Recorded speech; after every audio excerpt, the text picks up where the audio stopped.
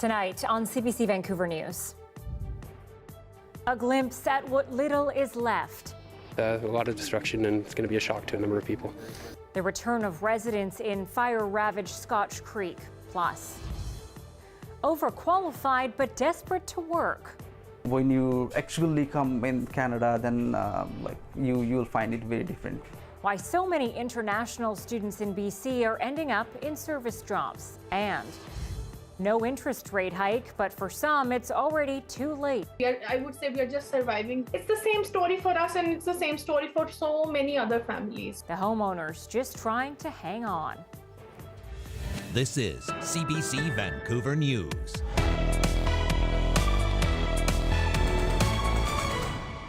Good evening and thanks for joining us. I'm Anita Bathe. It's a difficult homecoming for many in part of the Shuswap region today. Evacuees are now allowed to return home or to see what remains of their home. The Bush Creek fire is still active, but the danger has waned. Brady Strachan journeyed into the fire zone today and joins me live now from Scotch Creek. Brady, this is not just a home for many people, but also a popular tourist area. Can you talk about the changes you've seen? Yeah, Anita, we got in here early this afternoon on a tour with officials to show us some of the most damaged areas. And you can see behind me this neighborhood here. It was once, it looked to be like a mobile home park. And now all of these buildings are just razed to the ground. There's vehicles that are just burnt out shells of what they once were. We got in here after people who lost their homes got in yesterday and this morning to see the devastation here. And then officials have lifted an evacuation order, or are still yet to lift more evacuation orders later today, so that pretty much the 10,000 people who have been out of their homes the past 3 weeks can come back. And what they're returning to, as I've spoke about, in some cases, it's really devastating. You mentioned that this is a tourist area. Many people have summer homes here, and officials say that when they come home, it's not going to be anything what it was like when they left.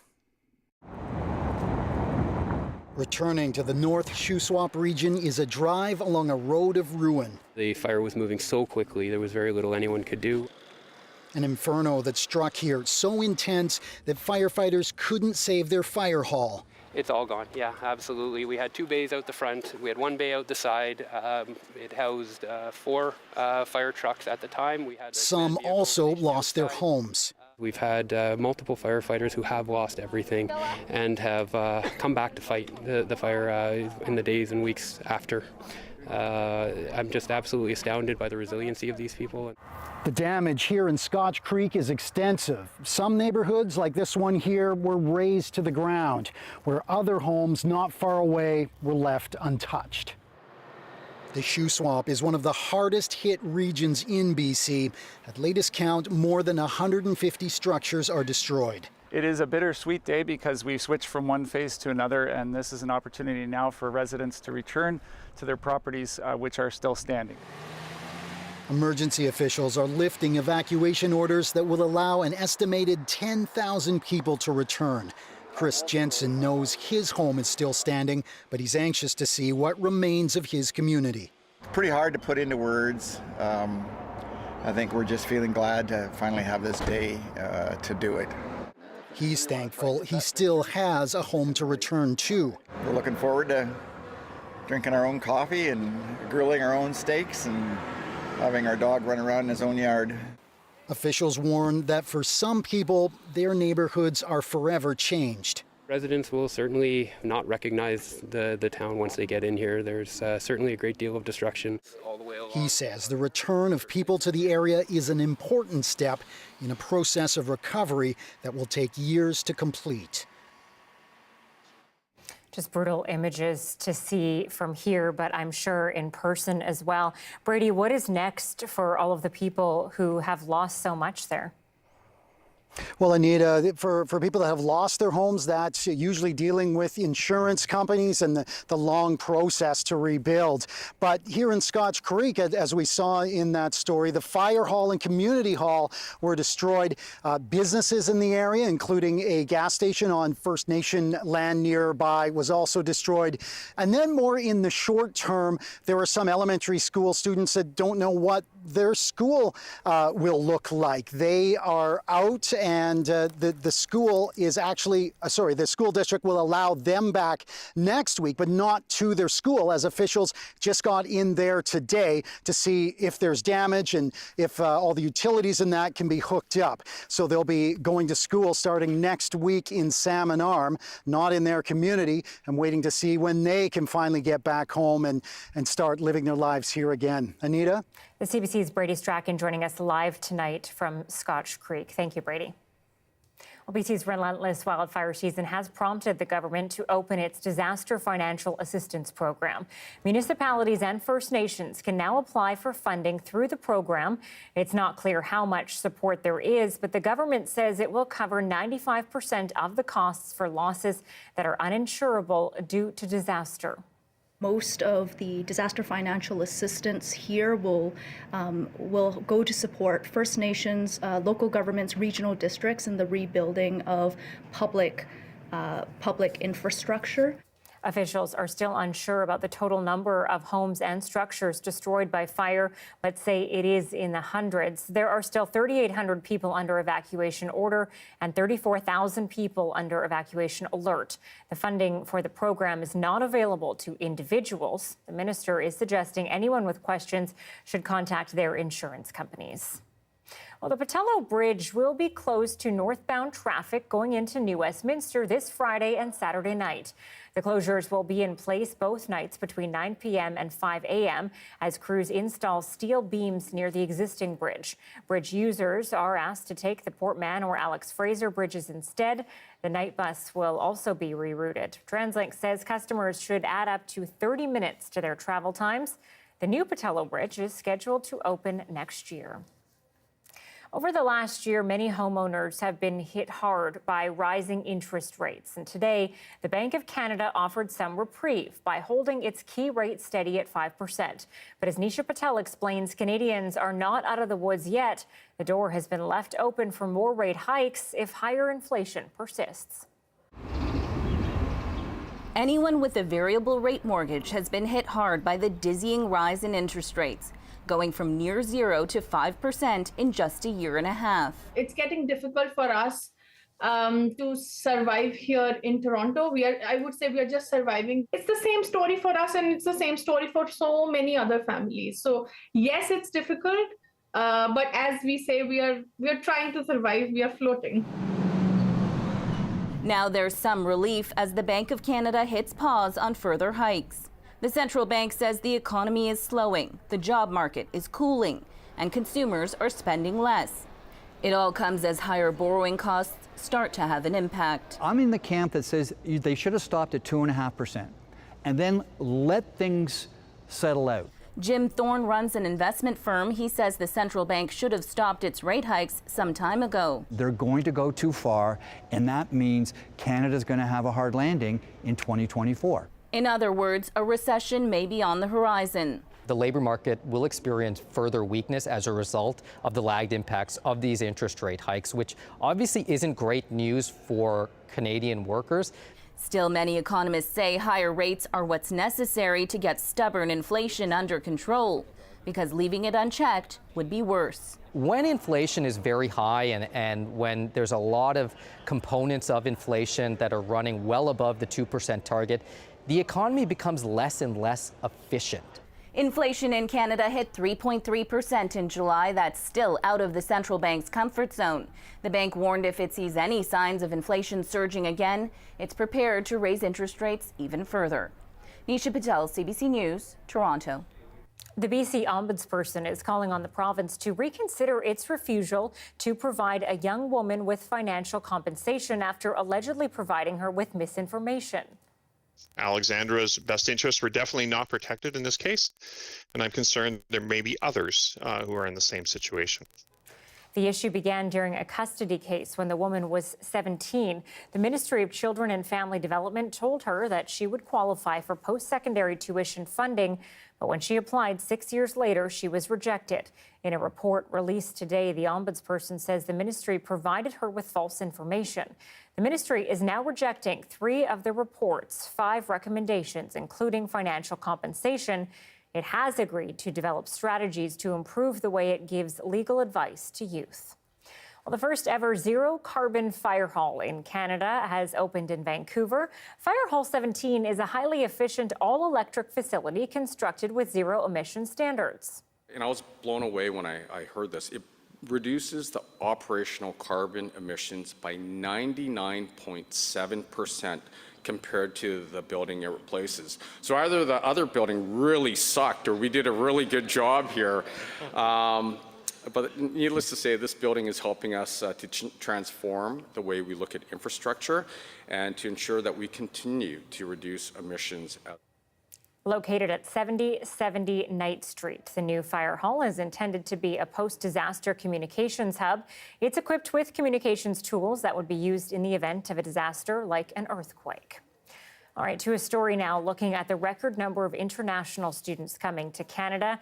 A study permit is often seen as an ideal pathway to land jobs here and get permanent residency. But as Shoria Chetri tells us, many of those who come here are struggling to find a job in the field they studied in. But I didn't get jobs like in my related field. Santosh Acharya moved to Vancouver in May 2018 for his master's in human resources. 5 years after making the move from Nepal to Canada, he is still working in a restaurant. I worked as a supervisor and then I became a manager, restaurant manager. Now he's gearing up to start a business selling homemade Nepali food to his community. Planning to open the store and let's see. After spending about $36,000 on his degree, he had hoped to use that education to get a job in his chosen field, HR. But that proved challenging. When you actually come in Canada, then you'll find it very different. Data released by Stats Canada today states BC is home to some of the highest international tuition fees. But like Shah, thousands of international students in BC can't find jobs in their chosen field even after spending a fortune. But instead they found themselves stuck in low kind of entry-level service positions. This expert says that's because of a lack of Canadian experience and, more importantly, lack of networks. So it's something like 75% of jobs in Canada are found through like social networks, not through just applying cold from a job site. Acharya says he wanted to quit his restaurant job after graduation, but couldn't do so when they offered him a supervisory position. And that's the ticket to staying in Canada permanently. Then I was planning to apply for PR, right? And then that's gonna help me out. And to apply for permanent residency, an applicant should have at least 1 year of experience in a skilled job category. Being a restaurant supervisor counts. Shows that if students start working in a low-wage service sector job while they're a student, then that's the path they're going to continue on. 30-year-old Deep Shah has been continuing on a similar path. He juggles 3 jobs, none related to what he studied, hotel management. People are not having jobs over here. And this is the harsh truth which nobody says. When asked if he regrets coming here, Shah said, I do, actually. I honestly do. It's unfair, says Francis. The whole economy is benefiting from, a lot of like these low-wage workers that are coming here and taking the jobs that no one else wants. But it's the post-secondary institutions that get the tuition fees, and so there needs to be more accountability there. In a statement to the CBC, BC's Ministry of Post-Secondary Education acknowledged international student education system is not working as well as it could. But it has slated $480 million to prepare students for in-demand jobs, and it will put forward more solutions this fall.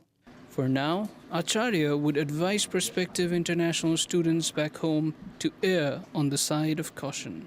Don't jump like when you get the visa. Do research. Shoria Chetri, CBC News, Vancouver. Against a backdrop of severe drought, British Columbia is struggling to manage the use of its groundwater. It's water that is essential to river ecosystems, but also to agriculture. Camille Vernet visited the Cowichan Valley, where the situation is creating tensions within the communities that depend on this water. It's harvest time for Katie Elric. She has been farming in the Cowichan Valley for 20 years. Farming to me just makes sense. But it's also so important to me because it provides healthy vegetables for the community, so I feel like we're doing something that's important for the community. The Elric Farm and Cafe depend on groundwater and uses every bit very carefully. With the drip tape, it is actually goes right onto the vegetables that need watering. In 2016, the province implemented the Water Sustainability Act. This well here. Since then, businesses have needed a license to use groundwater. We went through the application form. We filled it out. That was like in 2020. She says in July, provincial enforcement officers came to the farm and told them to stop using groundwater. And we were like, shocked. We really didn't know what to do at that point. The province had no trace of her initial application, so Elric applied again. They're so backed up in the processing groundwater license that it'd probably be 2 to 4 years. That's why I'm saying that this is a threat to food security in the Cowichan Valley. This hydrologist helps businesses apply for groundwater licenses.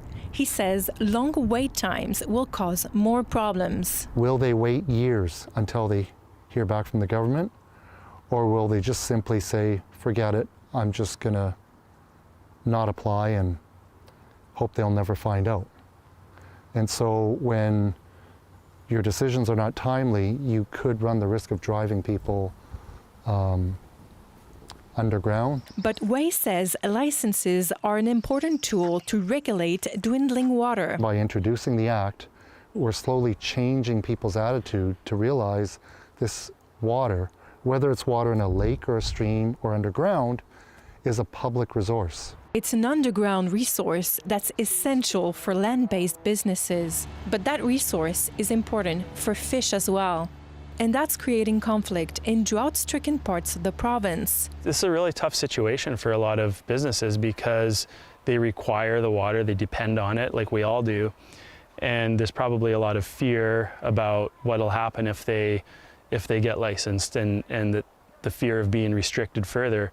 But the fact is that we are in very desperate times right now with unprecedented drought. We have fish being cooked in our creeks from being too hot. We have to manage this. He says the province should step up. We only have one water sustainability plan that's even close to being completed in BC, and we have watersheds across the province that need them. Come on, cows! Recently, Katie Elric was allowed to use the groundwater again while she waits to hear back. It still feels very stressful. The future of this invisible resource remains a debate as fish populations and farmers continue to face challenges. Look at how cute they are. Camille Vernet, CBC News, Duncan.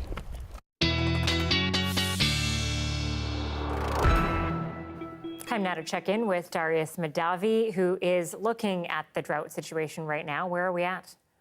Well, I think that pack was a great reminder of just what it means when we say that we're in drought level 4 or drought level 5. These are real impacts that we can see on the ground, and it doesn't look like we're going to be letting up anytime soon. Now, this is still the update from last week. The province should release a new update on the drought situation tomorrow, so we will check in then to see what updates they might have for us in terms of whether some of these lower temperatures and this precipitation, some more of this humidity has changed the drought situation, but I wouldn't expect any drastic changes anytime soon.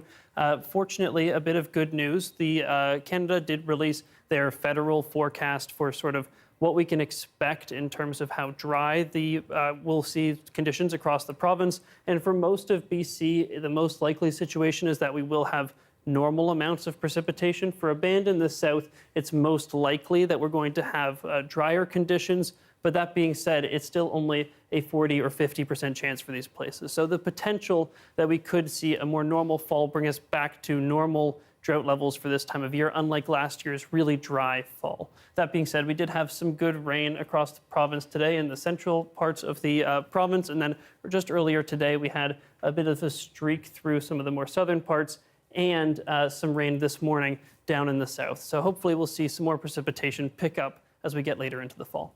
All right, thanks. We'll talk to you soon, Darius. Thank you. After the break, the Bank of Canada's interest rate holds steady, but many are not breathing a sigh of relief. We are live with a Langley homeowner struggling to keep afloat with rising costs. Next.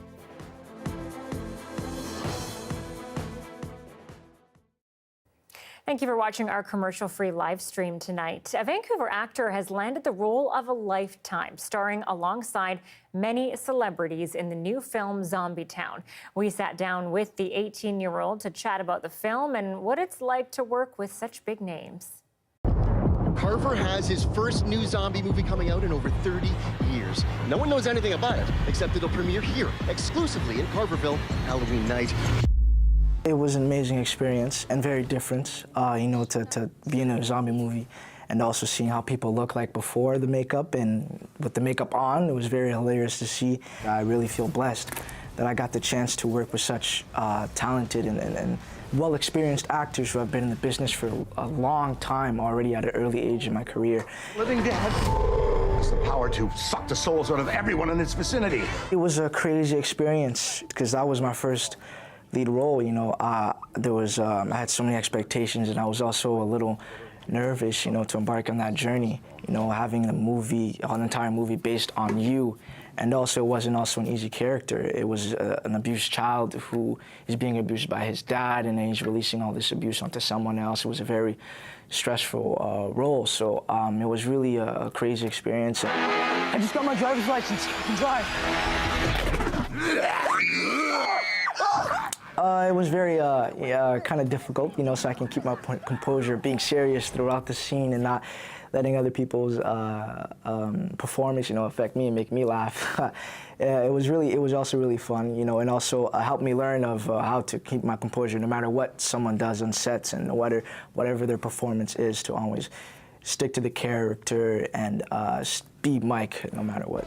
I really hope that this film is able to open my doors so more people know my name, Marlon Kazadi, so I can have easier chance of getting other roles and playing different characters, and and so more people can get to know who Marlon Kazadi is. 1 month detention. Mrs. Boneyard, please.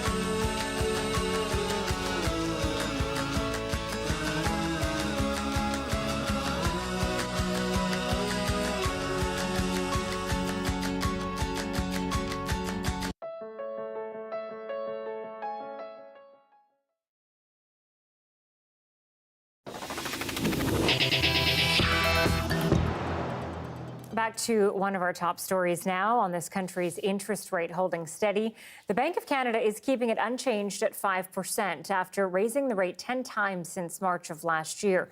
But it is keeping the door open for more hikes. And for many homeowners who have already been hit hard, that is a concern. Sarah Dewick owns a house in Langley and joins us live now. Sarah, you bought your house a couple of years ago with a variable mortgage rate. How much have your payments gone up? My payments have increased by $2,700 a month. Wow. So, okay, you're an engineer, your husband is a teacher. You passed the stress test initially when you were applying for a mortgage. How are you managing to keep up now? How difficult has it been? We've really had to cut back on a lot of things. We're pretty thrifty people normally, so cutting back on food or restaurants doesn't really net you that much. We've stopped investing for retirement or any savings. And I've cut back personally.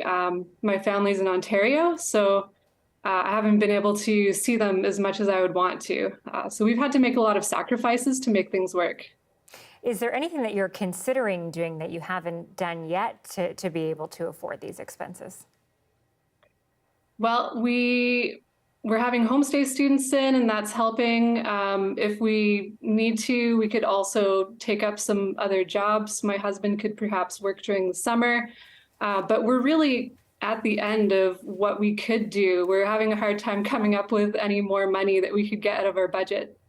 Yeah, what does that feel like? I mean, it must be pretty stressful on the day-to-day to think about the fact that rates could also go up again.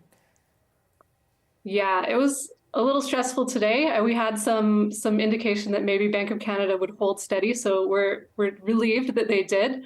But yeah, every time there's an announcement, we start getting a little nervous. Is there any thought that you may have to sell your home at some point? Or are you sort of doing whatever you can right now to make sure that doesn't happen? Yeah, if interest rates get too much higher, we might have to look at that. We really don't want to. We have a basement tenant that we don't want to kick out. We have a really good neighborhood that we want to stay in, and so selling is really a last resort for us. Yeah, tough situation. So many across the country are in massive increases in mortgage rates. Sarah Dewick is a homeowner in Langley. Thank you so much for joining us live tonight and sharing your story. Thank you. Residents from Yellowknife heading home after weeks forced out. What they can expect to find is next.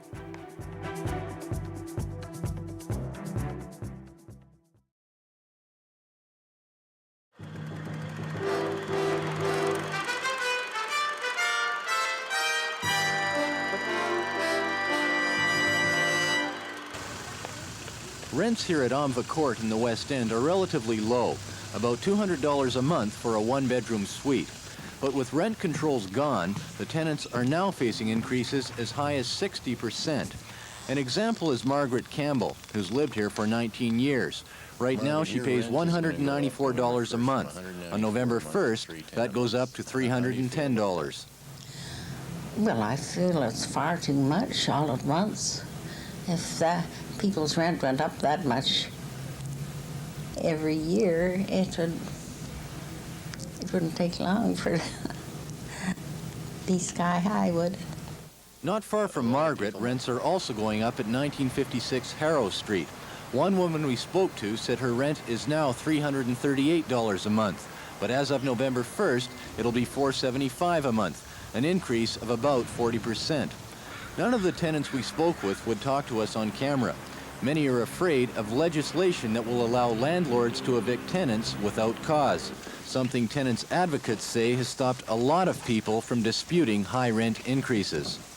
The tenants are still given the opportunity to review an excessive rent increase, but then they're staring no-cause evictions in the face if they do.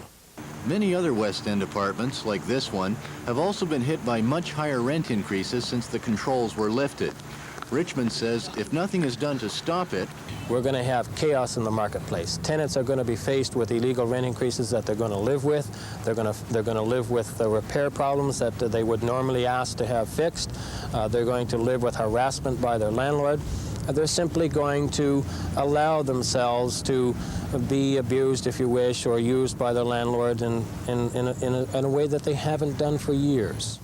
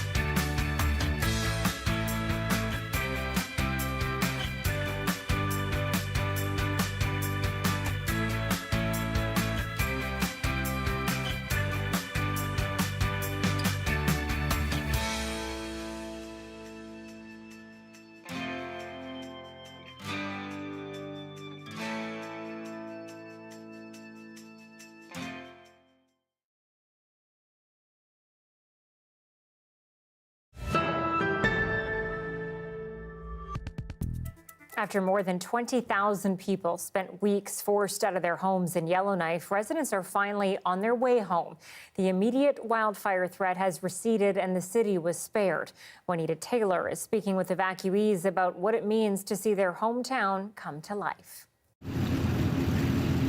The line of cars grew all morning. Yellowknife residents anxious to get home. I want to get home to my wife and my job and, back to normal life. Oh, well, we're excited about getting home, so looking forward to carrying on as soon as we can. It's been a trip, I'm telling you. Whew. I think it was a little bit too long. This man slept in his car the night before. How anxious are you to get home? Oh, very. Yeah, looking forward to my own bed and a shower. Allowing him to be the first in line to pass the barricade. Okay, Darren, let's open this up. Others arrived home by air on government and commercial flights. Volunteers answered the call to drive people home from the airport. Welcome home. Hey, welcome home. It's awesome. No complaints. Thank you. We're grateful. Everyone's grateful. Go ahead. Calgary, we thank you so very much for your hospitality. God bless you all. It's so nice to be home. This family overcome with emotion, reunited after being separated for 3 weeks. I'm just glad they're back safely and they're okay because they were in Calgary. I was in Edmonton only, and so I was far away from them. But we checked on them once in Calgary, and thankfully they were well taken care of. It was quite a journey, yeah. This is what the people of Yellowknife, Detta, and Dilo are coming home to. A wildfire still burning, leaving a trail of destruction, forcing over 20,000 people to flee. The city says it will be seeking a third-party review to see what worked and what could have been done better. It's an important part. This is a major event, and so it's important that it gets the debrief that it needs. That's Anita Taylor reporting in Yellowknife tonight. The number of E. coli cases in Calgary has almost doubled after an outbreak at local daycares. There are now 96 lab-confirmed cases. That's a significant jump from the 56 reported yesterday. Officials say 22 children have been hospitalized and a number are struggling with serious illness. 11 daycares have been issued a closure order. The outbreak has been linked to a shared kitchen that prepared food for the facilities. The daycares will undergo a deep cleaning, which could take up to a week. Well, with fall closures starting, university students across the country are hitting the books. But as Emily Brass tells us, given the rise of new artificial intelligence tools such as ChatGPT, some academics are hoping students will continue to take notes and not rely on AI to write essays. First-year students at the University of Manitoba are getting their bearings on campus. They're also navigating the university's recent guidelines on powerful new AI tools like ChatGPT.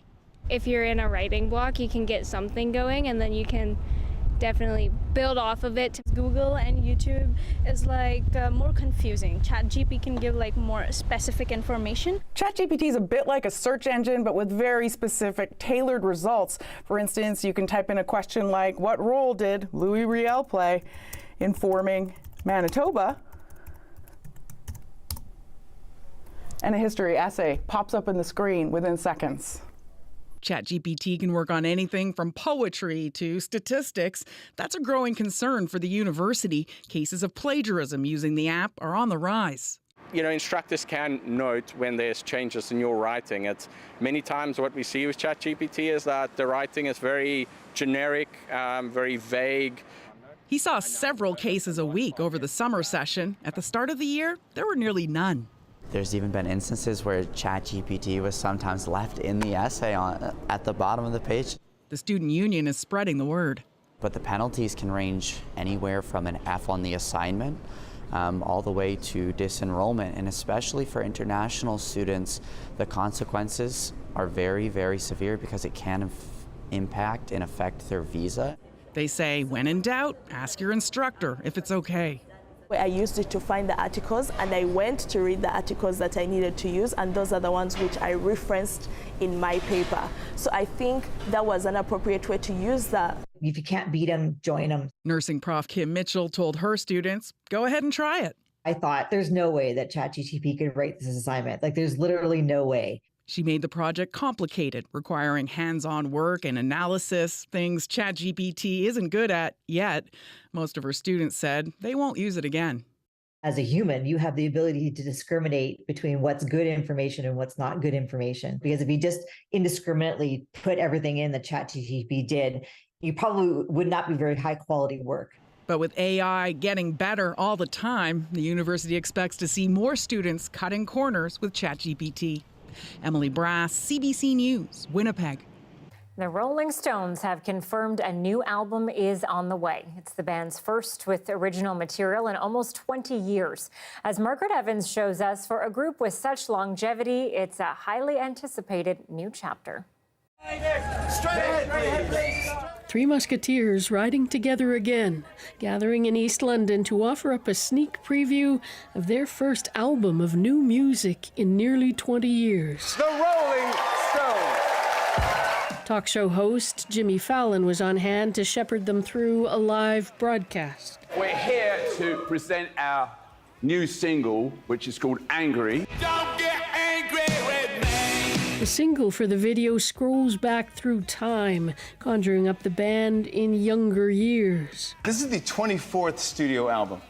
24th for you guys.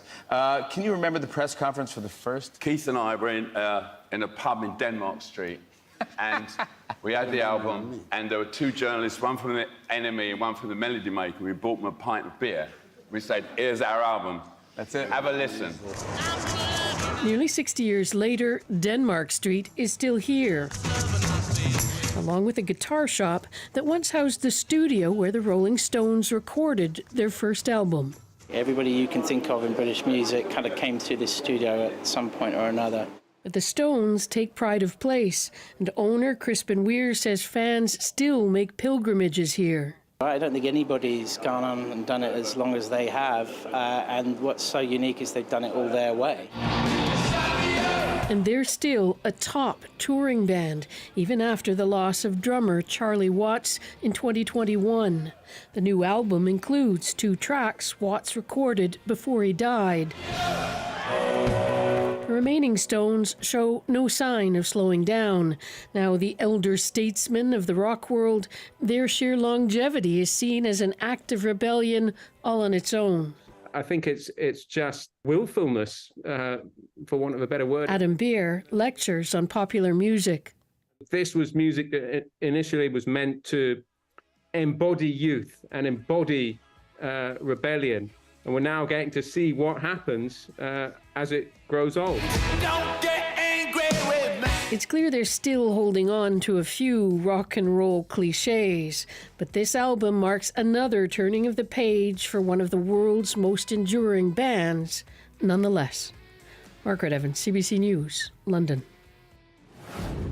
Well, I won't read this one in the Cher voice, but you can imagine if you could turn back time, one California tech millionaire is finding a way. We'll show you his quest to reverse the effects of aging after the break.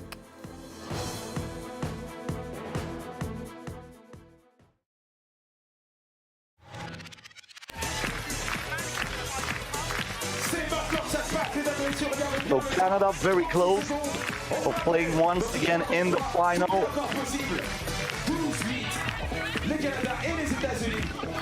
So far, 4 finals this year. Every time when they have reached the final act of the tournament, they won. They never lost the final. They lost twice in the semifinals.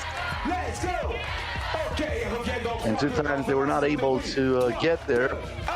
Mentioning the fact that in Debrecen, Canada had a way different roster. Canada already qualified for the grand final in Ulaanbaatar, so they sent a different roster just to test it. AC Bosch. Finds Catherine Plouffe. Plouffe shaking and baking. Burdick with a rebound. 20 seconds to go. USA can make it interesting here, but Dietrich misses the 2-pointer. That would have been huge, and now they pay the price. Goes on to Catherine Plouffe. The crowd is loving it. Zimmerman for 2. In and out. Gets it again. Second attempt is good, but this is too late. They're going to call a foul here against USA with 1.2 seconds left.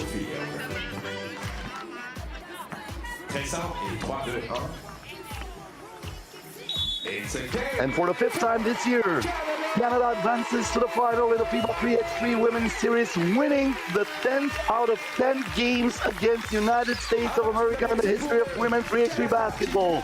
They are still the arch nemesis of the Stars and Stripes. Canada in front of the home crowd gets involved and will play later today for the title. Coming up next, the second spot final, Germany versus USA U24.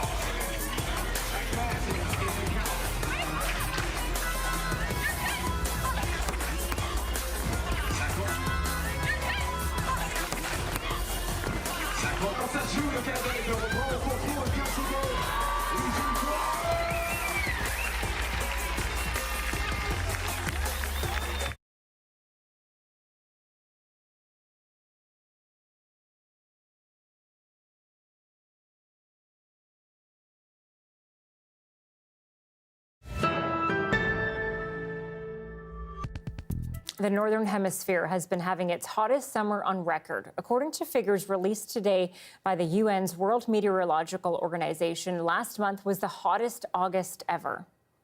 Earth just had its hottest 3-month period on record, with unprecedented sea surface temperatures and much extreme weather. The scientists say it's not just the record high temperatures that cause concern, but the persistence of the conditions that lead to records. In the 3 months from June to August, the global average temperature was 16.8 degrees Celsius. That's well above the average over the last few decades. So far, September temperatures are well above normal. And that's what Darius Mahdavi is looking at with what's happening around the world right now with the heat. That's right. So this graph is showing us from way back in 1940 how hot August has been compared to the average between 1990 and 2020. And you can see that the last few years have been definitely the hottest, but we've seen this massive increase just this last year, over 1/3 of a degree higher than the previous record set in 2016. And it's not just August. This is part of a longer trend that's been happening all summer. So if we take the last 3 months, June, July, and August, and we average all those as well, we can see that the average global temperature has been at this massive increase just this year as well. Unfortunately, it's probably not the last we're going to see of this, because El Nino is just growing. We've talked a lot about it this year, but this is just the beginning of the El Nino conditions that we're going to see. Typically, the hottest part of an El Nino, when we really see that impact on global temperature, doesn't come until the year following its development. So as we continue to see this develop, as we continue to see record high sea surface temperatures around the world continue to develop, we can expect to see these high temperatures continue, and we'll probably be breaking many more records as we head into next year as well, including here in BC, because we do tend to see warmer conditions in the winter during an El Nino year in Western Canada here as well. Now, I'm not saying we're going to be seeing that anytime soon, because it'll still be a while as those conditions develop. We do have some rain happening in the province, no snow just yet, but through the central parts of the province, just a very little bit over the next 24 hours as things do start to dry up. And if we look into the next 48 hours, not really any more rain to speak of, meaning we are heading into a bit of a dry stretch, at least into Saturday. In terms of smoke, we're looking pretty clear throughout southern BC, a little bit on the island because of some fires happening there. And then the northern and central parts of BC are really where we're seeing our smoke of concern. If we look at the forecast for the province tomorrow, we can see this real clearing trend in the south, which we've been waiting for a while now. We're seeing a lot of that cloud clear up. That'll continue as we head later into this week. By Saturday, we're going to see pretty much sunny skies across the province. And then we see some more temperatures start to come down as another low pressure system moves in on Sunday. And we can see that in our Vancouver forecast. We see that clearing pattern. We see the chance for a bit of rain and then just a bit of cloud for the week following that. Thanks, Darius. Thank you. The desire to defy age and look young has long been a topic of discussion. Right now, trailblazers are working on a scientific fountain of youth. But what does it take to defy the march of time? And is it an option for you? Joanna Remiliotis is breaking down the answers.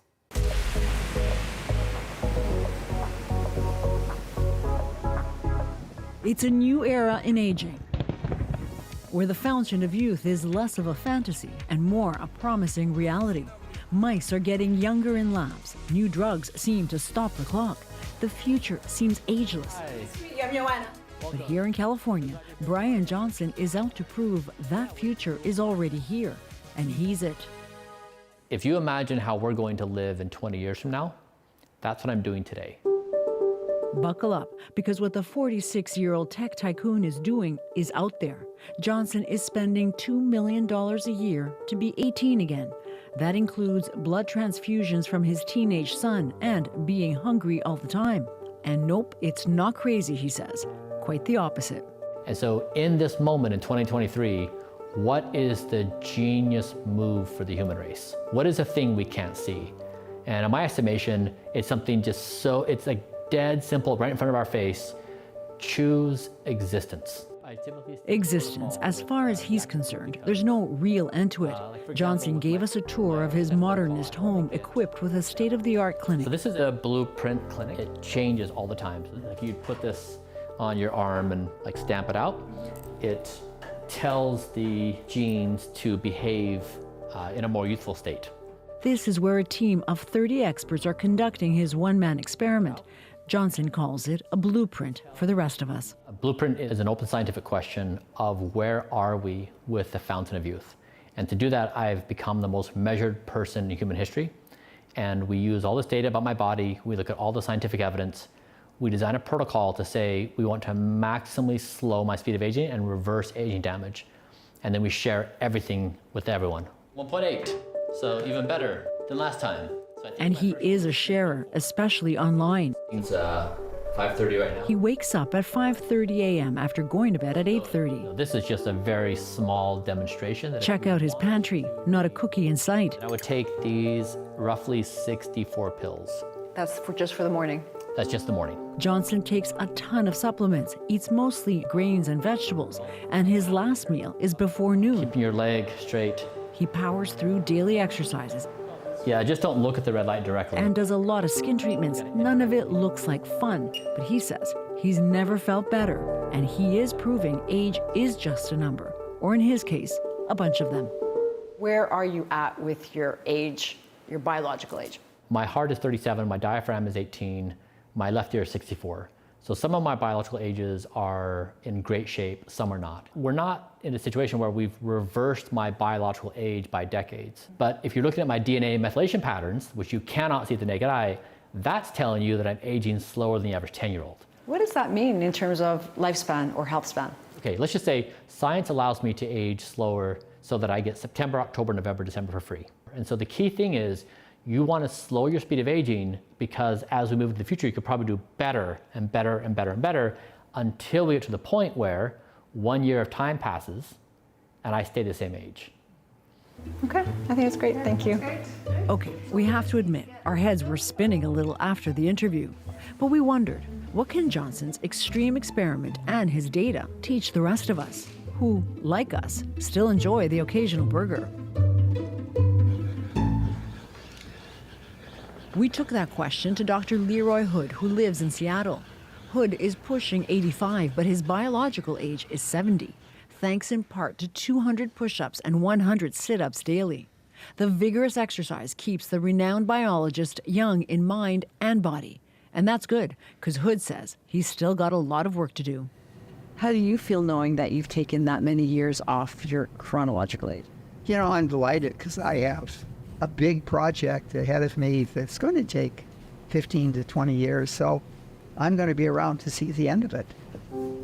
This gives you an idea. Oh, wow. That project is also about using data to transform health. What do you think? Okay. So, I mean, What don't you say?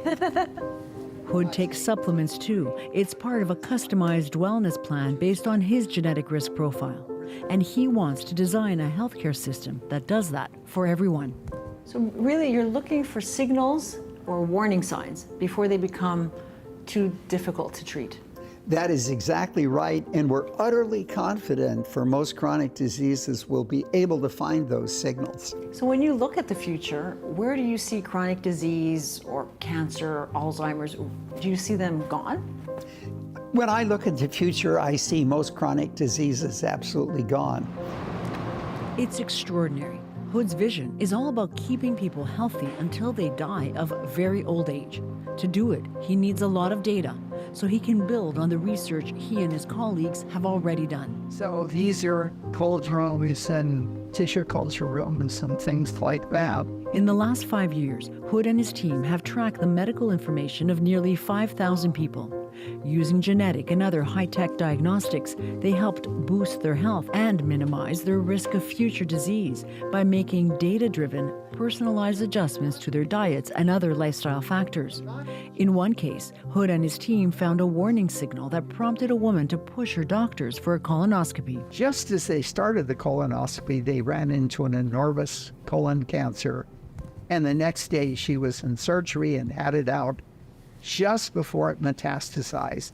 You know, data-driven health there said, gee, there's this signal that is something's really wrong. You've got to find out what it is. Hood's studies have found nearly 200 signals of early disease, and he wants to find tens of thousands more. It's why he now wants to collect health data on 1 million people and use machine learning or AI to sift through it all. Hood says that means we could all have personalized guidelines for healthier living in the near future. What it will give each of us is the ability for our health span, the number of years we live healthy, to equal our lifespan, which is the number of years we live. And the second thing it'll do is give most of us a guarantee we'll live with health spans out into the 90s or even into the hundreds. So you don't think it's a fantasy to imagine living to be 100 in good health? Not at all. And I only have 15 years to go, so we'll see. In Hood's world, people could share their information on their phones. There are caveats. The data has to be protected, and more than anything, people have to be willing to share it. And that's what worries researchers at McMaster University in Hamilton, Ontario, who question how representative any huge health data pool would actually be, because they haven't been able to pull it off. Just put it over top of your nose like we've got something. The team here is tracking 50,000 Canadians for 20 years for one of the world's most comprehensive studies on aging. Most of the participants are Caucasian, and that's typical of most health research. So we'd collect lots of clinical data, social data, psychological data. Parminder Raina is running the study. He says recruiting racialized communities is tough. He thinks AI-driven personalized healthcare has incredible potential, but not if diversity is missing. Who's at risk of being left out? I think that's a very important question that we have to address as a society. We have indigenous populations in this country on whom we don't have a lot of data. Our immigration patterns are changing rapidly. And if those people don't participate in research, if we don't have good data on those individuals, our AI models are not going to be able to address the needs of those populations. Back in Venice Beach, the millionaire we came to meet isn't exactly hanging with the locals. He knows he's not the everyman, but Johnson says everyone can still learn something from his data. So how accessible is it though? Because what you're doing is pretty extreme. Yeah, I know what I'm doing is extreme and it's not accessible for most people. What I hope to achieve is with my data to be the evidence to say it's worth it. So for someone to look at me and say, you know what, I believe the data And I believe it is worth my time and attention to go after this. Even if I can't do all of it, I believe that the science is there to significantly extend our lifespans and be much more healthy. Do you want to live forever? Yeah. I want to have the option every day to live tomorrow.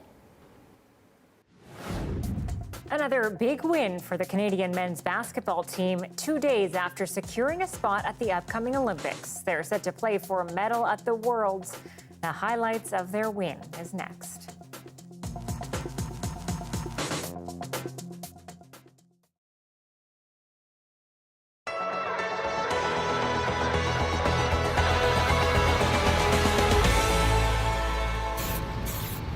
This is how furniture maker Brodie Chappell spent the days following post-tropical storm Fiona, looking for the best wood to salvage from the hundreds of historic trees damaged by the storm. A treasure hunt of sorts, deciding which of these trees would get a second life after Fiona. A project like this is never going to happen again with the amount of trees that we've lost.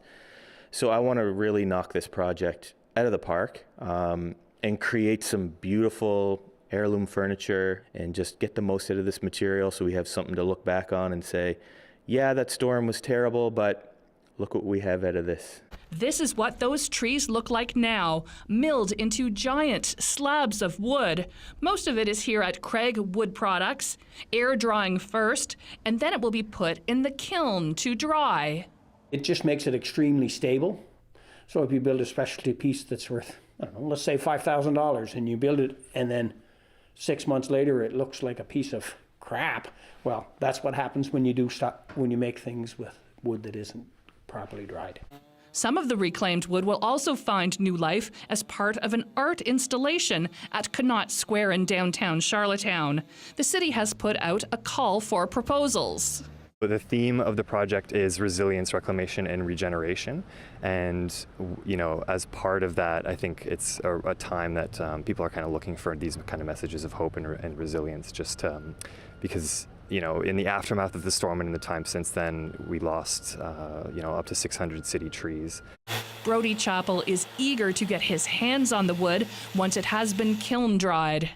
We were kind of hoping to have that done sooner, but there's been obviously some bumps in the road. But I'm hoping at some point this fall we'll be able to start creating and making some timeless pieces. And to be able to say that this wood was salvaged from Charlottetown and the story behind it, I think it's going to be a pretty special moment. Chappell hopes to have some wooden pieces created later this year. The city says the new art installation should be in place by next spring.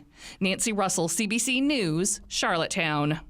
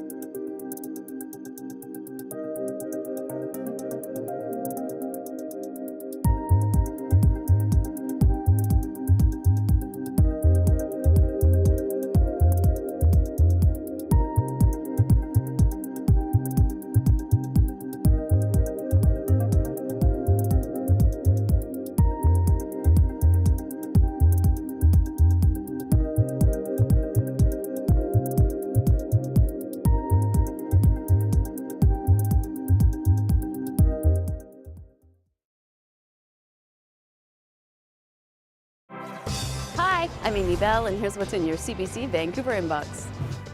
September is Literacy Month. Have fun and support the cause by joining CBC Vancouver's Dan Burrett at Dakota's Team Trivia Challenge on September 27th.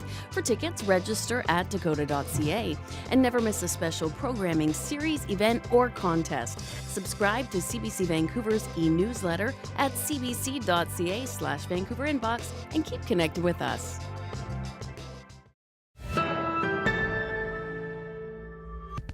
Two days after securing a spot at the Olympics, Canada's men's basketball team continued its winning ways. Gilgeous Alexander.